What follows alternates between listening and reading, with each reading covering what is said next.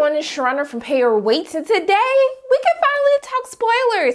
This is my spoiler talk for Avengers Endgame. At this point, everyone overseas has seen this movie. Okay, it is already open now in the US. If you have not seen it, go watch my spoiler-free review, and then when you see it, come back to this review, and I'll make sure that I link my spoiler-free review in the comment section below. So for those of you who haven't been to my channel, I'm gonna let you guys know I'm extra as can be, so if you're not looking for somebody that's extra, don't look at this video. But if you want to give me a chance, thank you guys. So before I get into this review, I actually decided I wanted to do a little giveaway. I didn't do a giveaway when I hit 10K, and now I'm at 12K. Thank you guys for subscribing and watching my content. I really do appreciate it. I want to do a giveaway for this movie. So what we are going to do, actually, was able to score one of the coins from the fan event that I went to. I don't know if you guys can see this. Can you see this? Yes. So I'm going to be giving away one of these coins, and then also I have two of these cool tin cans. I bought the tin cans at the movie theater today with my little coins that I got. So I'm going to be giving two of these away as well. All you have to do to enter into the contest is basically share this video. You can share it on Instagram. You can share it on Facebook. You can even share it on Twitter. The only thing that I need you to do is to use the hashtag Avengers, POW, Avengers Pay Your Weight. And then you have a chance to win one of these or a coin, okay? Okay, so let's basically get into this. So we see that the movie opens up with Hawkeye. He's chilling with the fam, and I was like, Lord, so this is how you guys are gonna start it. Like, you just gonna hit the little emotional beats now. So we see that he's showing his daughter how to shoot an arrow. And then, like, can we talk about why his wife, like, why they eating mayo on they like hot dogs? That didn't make no sense. And then when my little man was like, I want ketchup, yes, that's the only way to go because I don't mess with mustard either. But we see them having a good time, and then all of a sudden he turns around and his daughter is missing. Not only is his daughter missing, his entire family disappears. So we see what Hawkeye was doing, because he was still on house arrest after everything that happened before in Civil War. And so we just see his whole family disappearing. I was just like, well, damn, we just gonna start off just like this.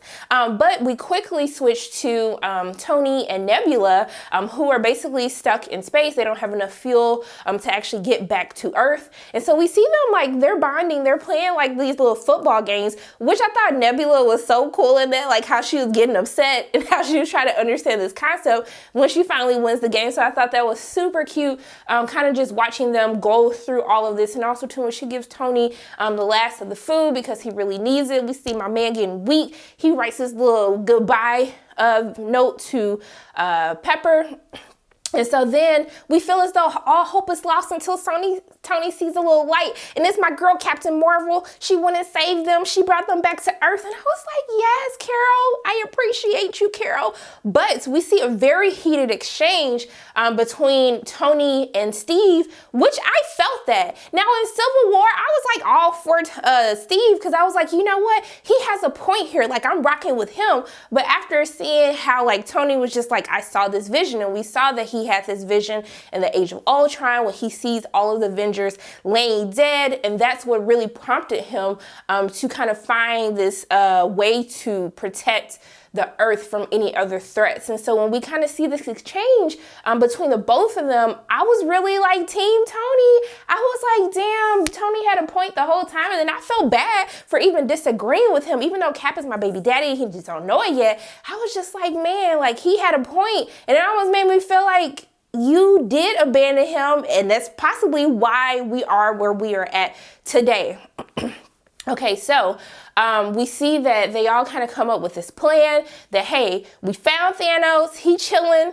Okay, he ain't got nobody protecting him. We're gonna go ahead, take these stones, and then we're gonna snap everything back to before it happened, and everything's gonna be good. And I was like, y'all, this is the beginning of the movie. Like, y'all finna get into it like this. So we see that Thanos chilling. He's badly injured from what we can tell, looking like Shrek. I know y'all had to think of Shrek when you saw him by himself, like cooking his food, because he just wants to be alone in the garden. But we see that they come in, they're asking him, like, where are the stones? And he's just like, I destroyed them. Like, you think think I was gonna let you go ahead and undo what I've already done? I am inevitable. Like, this is going to last forever. And I was like, damn, like, really? And so then it seems like Nebula and him, she was like, my father is not a liar. And then it seemed like he was about to apologize, but then to Nebula for being so rude to her all these years. And then what does Thor do? Thor goes and chops this man's head off after he had already chopped the man's arm off.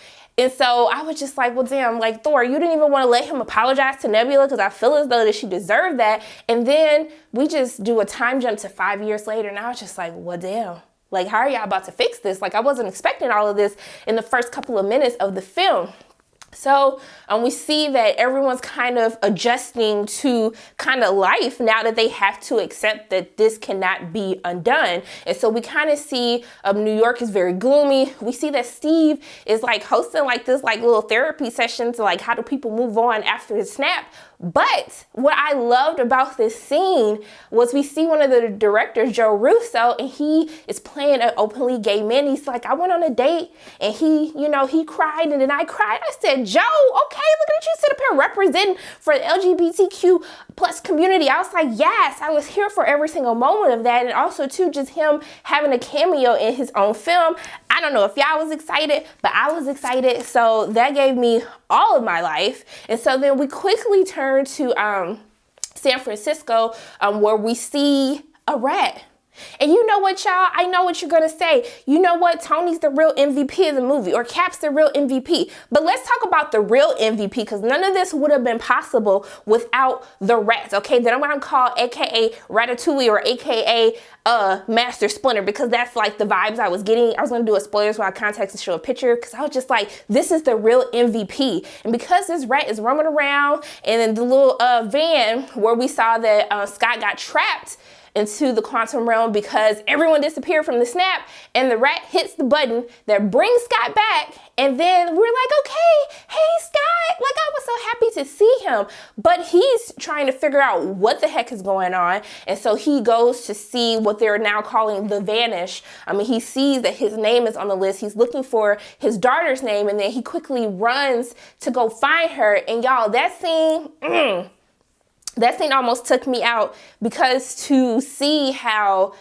close of a bond that him and Cassie had in the other Ant-Man films, and to see that he's missed 5 years of her life where he could barely recognize her because she's like a full-blown teenager at this point, I was just like, dang. But I was like, but you know what, Paul, you acted that scene. I felt every single emotion from that scene. And so we see that he turns to, he goes to the SHIELD headquarters where we see Natalie and Cap. And so we kind of see that they've kind of been trying to find any type of way to trying to rectify what's been happening. We saw that Curl got her little haircut, and then Rocket was so petty talking about this, are you gonna go and get a new haircut? And then I'm gonna get into her call a manager haircut a little bit later. But we see that Scott gives them hope, and so he basically says, like, we need to find a way to basically build a time machine so we can go back prior to the snap and basically fix everything. And so that is now what our team, as everyone comes back,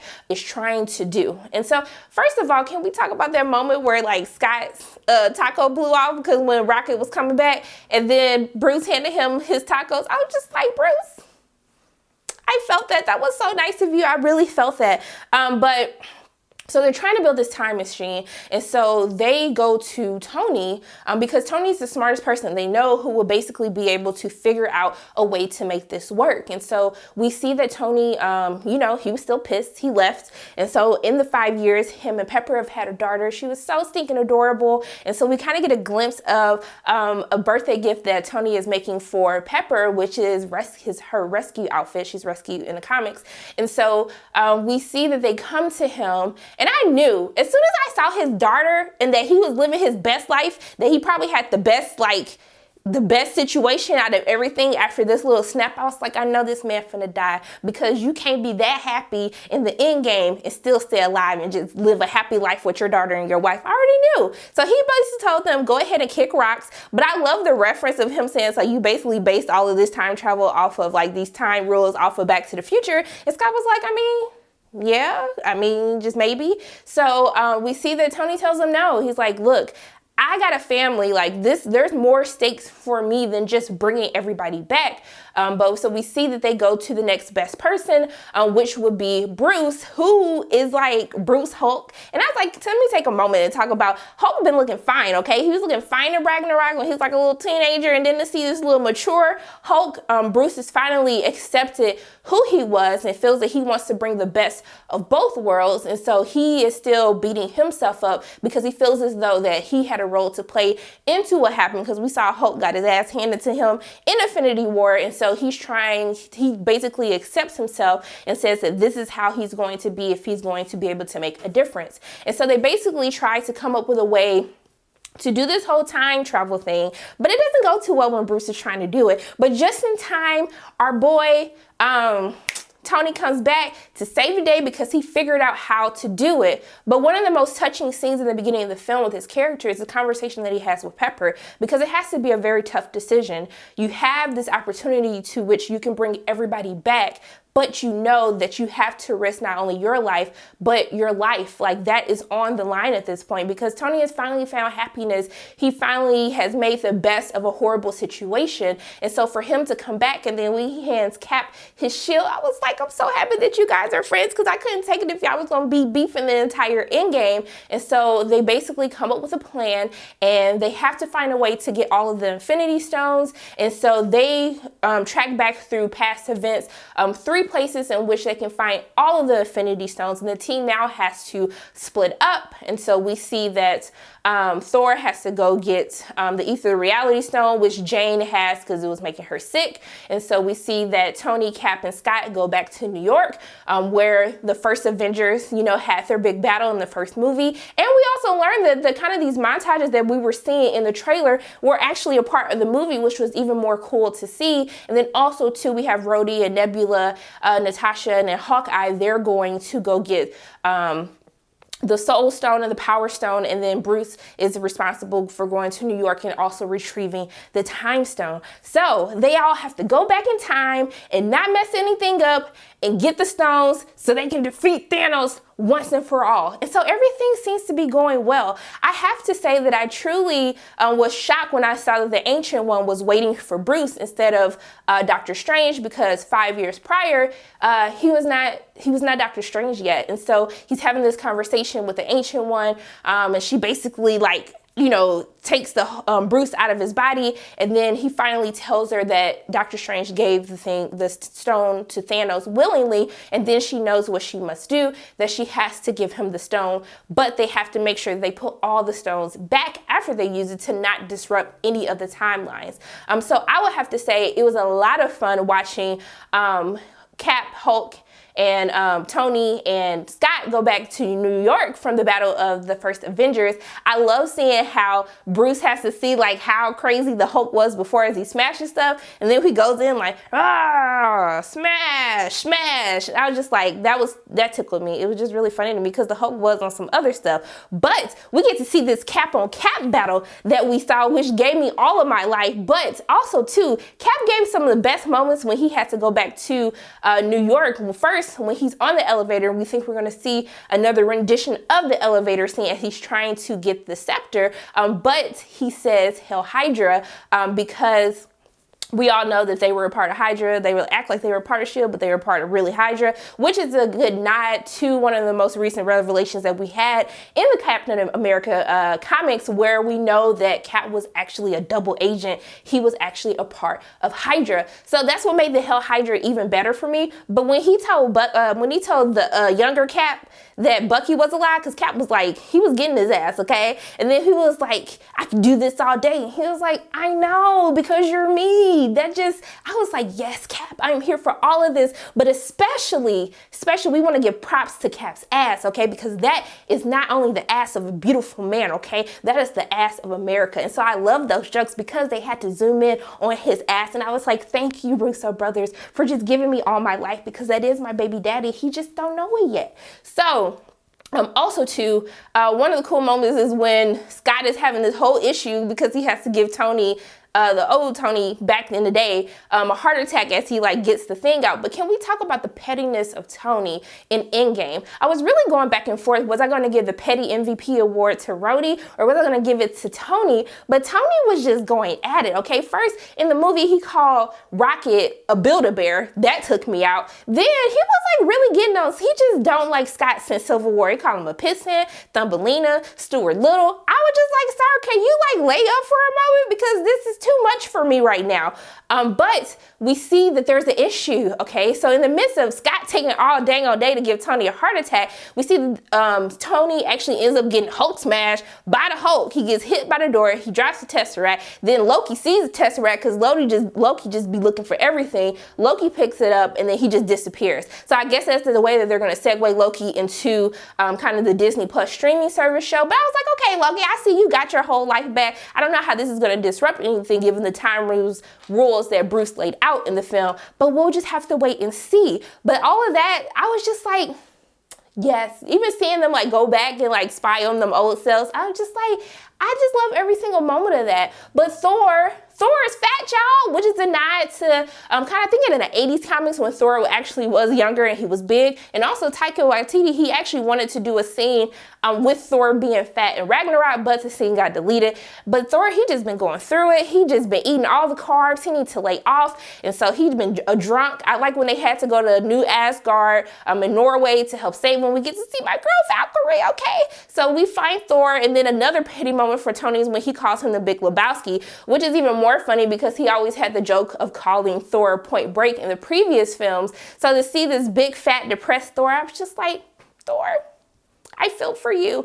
But Thor has to go back with Rocket to retrieve the Reality Stone. So he runs into his mom. So Renee Russo comes back as his mom, and he's kind of having an emotional time with it. But I love the conversation that he has with his mom when she tells him, like, I know that you're not my Thor from this time. And basically when she tells him, like, can you eat a salad? I was like, yes, mama, because mama always telling them, like, you need to, like, lose some weight. My mother says that every time I go home. That's why I limit my visits to once a year, because I ain't got time for that. So we see that Rocket has to go and get the Reality Stone, suck it out of Jane, and so that's basically what they need to do to get the stone. So, and I'm gonna come back to New York. I didn't forget about the other half of what they needed to do. So I do want to, actually we'll just go to New York right now. So because Tony gets Hulk smashed by the Hulk and loses the Tesseract, Tony and Cap have to go back to New Jersey in 1970 because that is the only other time that they knew of when to retrieve the Tesseract. And so this is when we get into kind of the emotional moments. And so we see that Yvette, can we talk about my girl Yvette, who was making a little appearance, looking them up and down? I saw Tony trying to like hide Cap. She was like, they don't look right. This don't sound right. This don't look right. They don't even look like they belong here.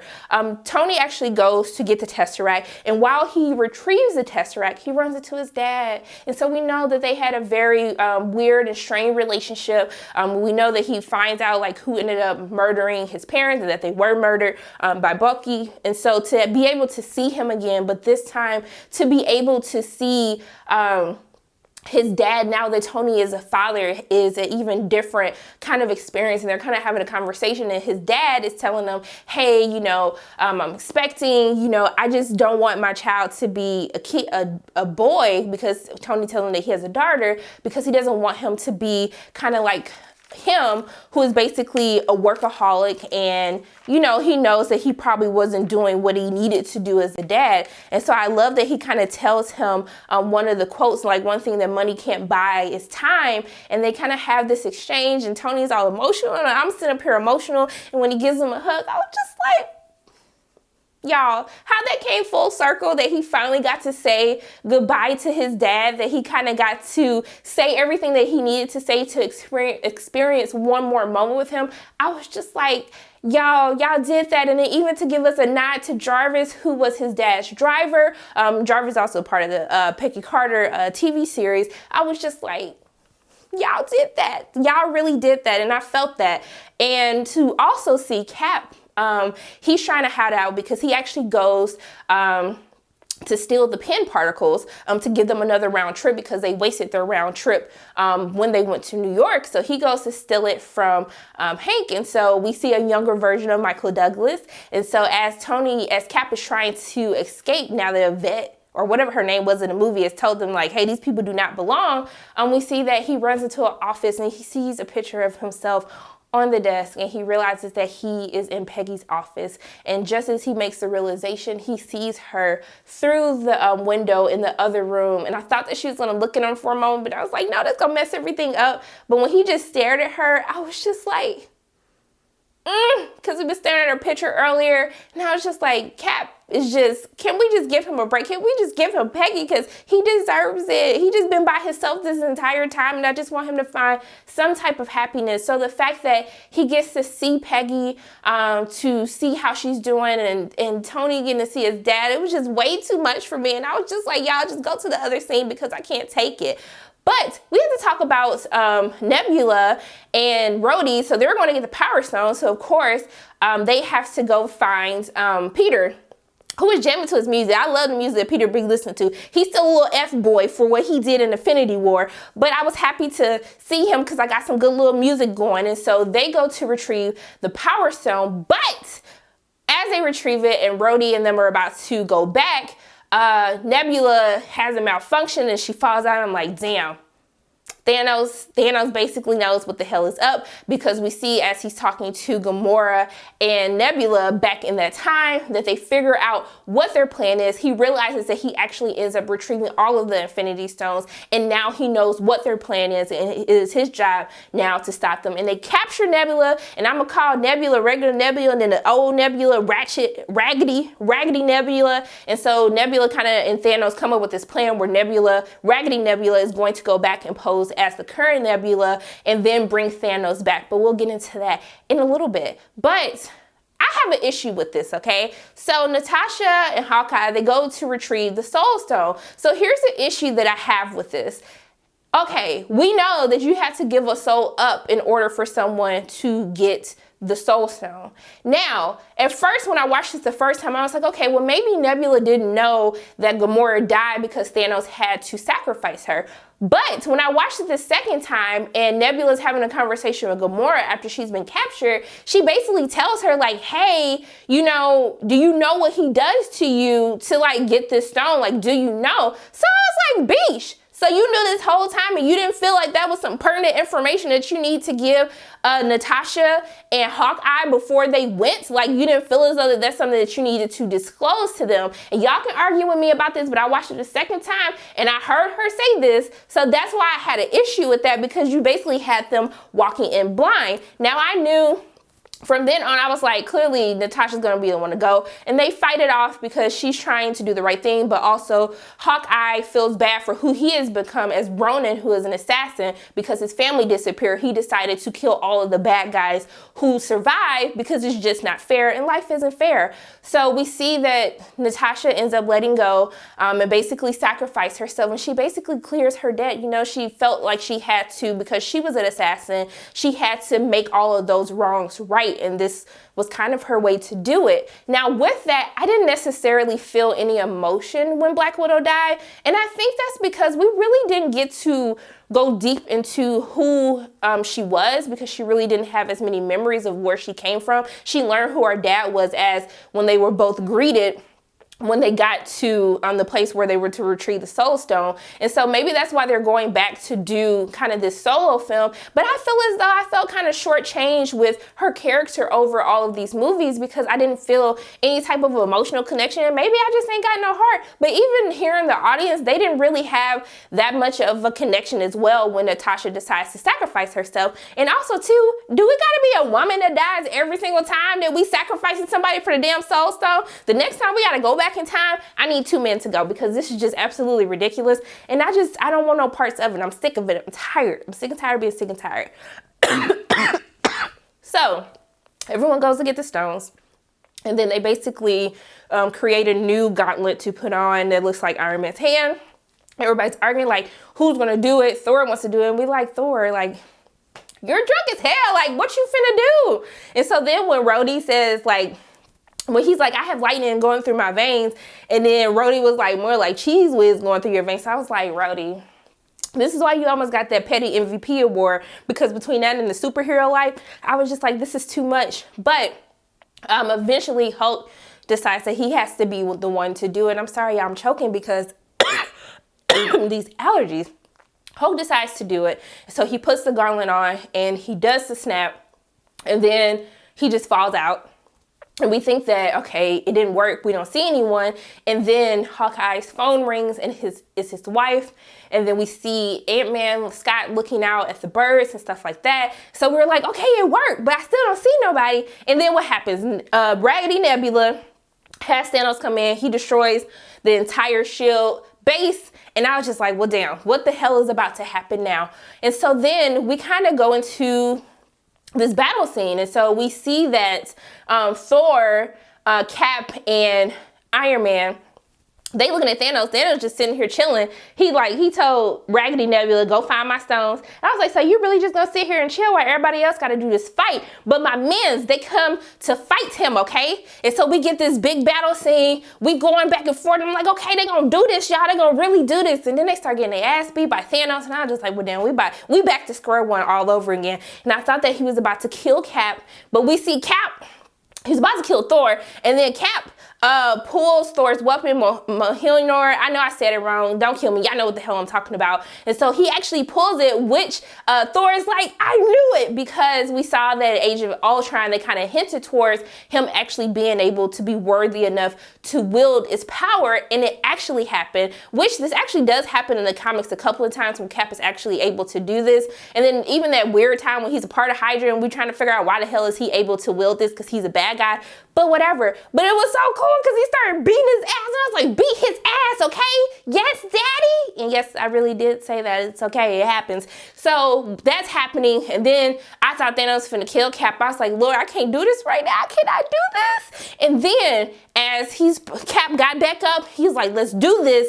Then he hears something in his ear, and it's my man Sam. Okay, he said I'm on your left, and I was like, yes. And then you see like the little portals opening up, and then I saw Wakanda forever. I saw T'Challa and Shuri and Okoye, who didn't get a lot of screen time, but it's okay. It wasn't her movie, but still, I was like, why did y'all keep her alive if she wasn't gonna be in the movie this much? But that's a whole nother story. So they come back, and then I see my man Wong. Y'all was sitting up here giving Wong all this grief because he said, I'm getting the hell up out of here if you think I'm gonna sit up here and die. But he went back to get the recruits. So Wong comes back, Doctor Strange comes back. I was like, everybody, I was like, y'all, I wasn't ready. When that happened, I was like, yes, okay. I let out a yell. Everybody was clapping. I was shook. The theater was shook. I was so here for this. And then we get this great battle. Yes, okay, we have the greatest battle, but some of the main things that I do need to talk about, okay, my man Tony and Pepper, okay, as rescue, because she's rescued in the comics. You saw he was building the suit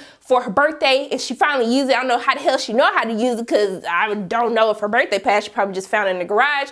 But yes, she comes, and when they back to back, I was like, yes, that is a power couple right there. I was like, I see you guys. But when Scarlet comes back, because you know they killed her man Vision, and he was like, I don't even know who you is. And she was like, well, guess what? You about to know who I am. And she started beating his ass. And I was like, beat his ass, Scarlet, okay? Because he deserves it for everything that he did to you, taking your band from you. Beat his ass, okay? And she was getting his ass too. But in the course of this, Ronan is getting the gauntlet. Raggedy Nebula, he gives it to Raggedy Nebula, doesn't know it's Raggedy Nebula. Then Gamora and the real Nebula, they come back, and then Nebula ends up killing Raggedy Nebula, and so now everyone's trying to get the gauntlet to Scott's van. So he needs 10 minutes, so Rona had it. Then it went to Peter. It went to a whole bunch of people. And I was so happy to see Peter come back, because he had the worst stuff where he was like, I don't feel so good. And to see him come back, and then Tony sees him and they have that hug in the middle of the battle, I was just like, y'all, this is just beautiful right here. It's just so poetic how all of this is happening. And then, sorry, I forgot. My man Cap, when he said Avengers Assemble, I said, yes, daddy, yes, you tell them to assemble. I was like, this was the fan service I was talking about, to hear them say all of these things. I was just like, yes, this is giving me so life. But can we talk about A-Force? Did you see the women get together? Did you see them? Because Captain Marvel she came through the air with her I need a manager haircut, okay? And then she like blew up the whole little ship. Thanos' ship that was really beating everybody ass at that point because they were firing on everyone because Scarlet was about to kill him, which I love was a great nod to what happens at the end of Captain Marvel when she goes and destroys the ship. So there's a little foreshadowing of what she was going to do for Endgame. But my girl came in, she blew the little ship up, and then she was helping my man get the gauntlet to everyone, and then the women all got together, and I was just like, this is beautiful. I wish Natasha was here to see all of this, but she had her moment in Wakanda. But I was just like, yes, women. I didn't even yell that, yes, women. Everyone laughed at me, but I was like, y'all was really feeling it. And so we see this battle take place. Even my girl Valkyrie was on her horse. I was just like, this is just beautiful. All these women superheroes. Yes, y'all did the damn thing. And so we see that Thanos destroys the little van. So I'm just like, well, damn, what the hell are we about to do now? And then Captain Marvel, she fighting him because he gets the gauntlet from her. Then he tries to like headbutt her. She was like, where do you think I'm going? I'm finna beat your ass. But in the midst of all of that, after he ends up taking the little stone and power stone and just knocked her ass out, then we see Tony look to Doctor Strange, and then Doctor Strange looked at him. He held up the little one. I was like, well, damn, because Tony asked him like, hey, is this like the one time that this was gonna work? And he's like, if I tell you, it won't happen. And then when he looks at him, I was like, Tony finna die, y'all, and I can't take it right now. This is too much, okay? And so Tony, he goes and he steals the stones from him, and then he does the snap, and all them little mofos, they basically start disappearing. Every little mob, his little raggedy behind, he real powerful. He was entertaining to watch in Infinity War, but he starts to disappear, and then all of Thanos' army disappears, and then Thanos just sits down, and then he just goes to dust, and I was just like, but what about Tony? And then we cut to Tony. And Tony is sitting there, he's all, you see the power just overwhelmed him as it did with Thanos, but Tony wasn't strong enough. And so we see that Rhodey gets to him. And then when Peter comes to him and he says we won, I was like, Lord, this is when I start crying. But then when Pepper came and she was like, it's okay, like you can rest now. I was just like, my God, like, the only thing that Tony has been trying to do this entire time is to just protect everyone and to make sure that like everyone is okay. And so like to kind of see this come full circle, and she tells him like, it's okay, like you can rest, like we won. Oh, y'all, that sent me, okay? That just totally just, it just did too much to me. And then the part that really made me start boo-hooing, shedding some real like thug tears, bawling, is after we see him kind of do this will, like he has his last thing that he says, and he tells his daughter like, I love you 3,000. I was like, I'm gonna tell my future husband that I ain't got no man, but when I find him, I'll be like, I love you 3,000. And when he says that, and then they walk out, and you just see everybody standing there, okay? So when you see everyone standing there, that is just because like Tony kind of started this whole like 22 film run with Iron Man, and as they kind of pan to all of these different people, you see like the Guardians, you see the Ant-Man crew, you see Cap and them, and then you even see the little boy from Iron Man 3, I think. You see him at his funeral, and you see Peter, and you just see like how this all started from Tony, like in Iron Man, and that's when it just really took me out. And this is to see like, this is proof that Tony Stark had a heart. I was like, we gave this man so much grief over all of these films, and like he sacrificed himself for everyone, and to just kind of see like the legacy that Robert Downey Jr. like leaves behind, it was just so beautiful to watch. That scene was just so beautiful. I was like crying. I was like, I can't even hold this in anymore. And then just when we think it's over, Cap has to go back and return all of the stones. Because I was like, my daddy made it. Like he survived, he's alive. And then Cap, basically, Bucky gives him a look, and he was like, I was like, hold up, why Bucky looking at him like that? It's like Bucky already knew what Cap was going to do. And so as he goes back, Sam was like, do you need me to come with you? And he was like, no, I got this. And he even takes Thor's hammer. Also too, when Thor like made him switch in the middle of the battle, he's like, no, give me the big one and you take the small one. I thought that was absolutely hilarious. But Cap leaves, and he comes back, and he's the older Cap, and he passes his shield to Sam, who is going to become the new Captain America. And which is interesting because he does go elderly as he loses the serum in his body in the comics. And so he does end up giving the shield to Sam in the comics. And I was happy that they kind of did that in the film. I want to see how people are going to react to that, because I don't know if people are going to necessarily be super happy about it. But in the comics, Cap is still around. He's basically running the mission, like telling him telling Sam and Bucky what to do, but I doubt that they did. I think this was like a real send-off for Chris Evans. And so like we see that my man's got married. And who did he get married to? They switch and they show he went and got his girl Peggy. And I was just like, my heart is full.